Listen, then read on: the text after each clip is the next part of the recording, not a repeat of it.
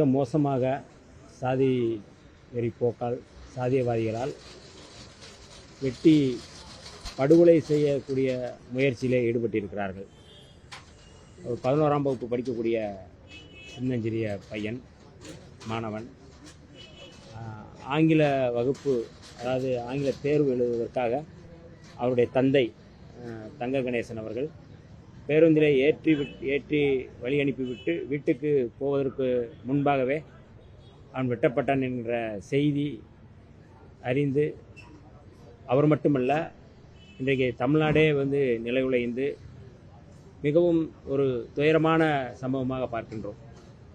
கபடி விளையாட்டிலே மிகச்சிறந்த கபடி வீரனாக அந்த ஊரில் எல்லா சமூகமும் சேர்ந்து தான் அந்த டீம் இருக்குது. அந்த டீமில் தம்பியும் தேவேந்திர ராஜாவும் அந்த டீமில் மிகவும் துடிப்பாக விளையாடக்கூடிய ஒரு மாணவன்.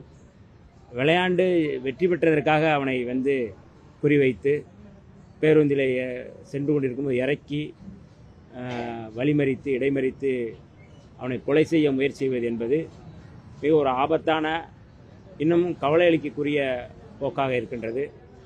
தமிழ்நாடு அரசு ஏற்கனவே நாங்குநேரியிலே சின்னத்துரை வெட்டப்பட்ட போது உடனடியாக அரசு அதற்கான மருத்துவ உதவிகள், படிப்புக்கான செலவுகள், மருத்துவ செலவுகள் எல்லாமே ஏற்றார்கள்.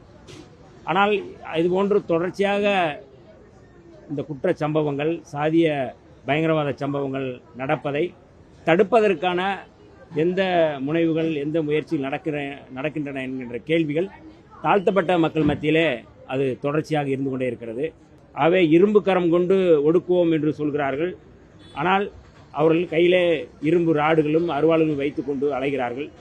ஆகவே இது தமிழ்நாடு அரசுக்கு, தமிழ்நாடு காவல்துறைக்கு களங்கம் விளைவிக்கக்கூடியது, சவால் விடக்கூடியதாக இருக்கின்றது.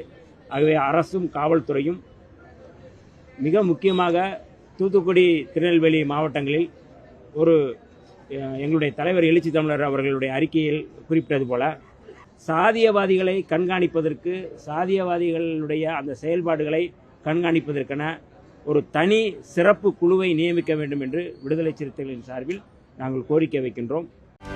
செய்திகளை உடனுக்குடனும் துல்லியமாகவும் தெரிந்து கொள்ள சப்ஸ்கிரைப் பண்ணுங்க.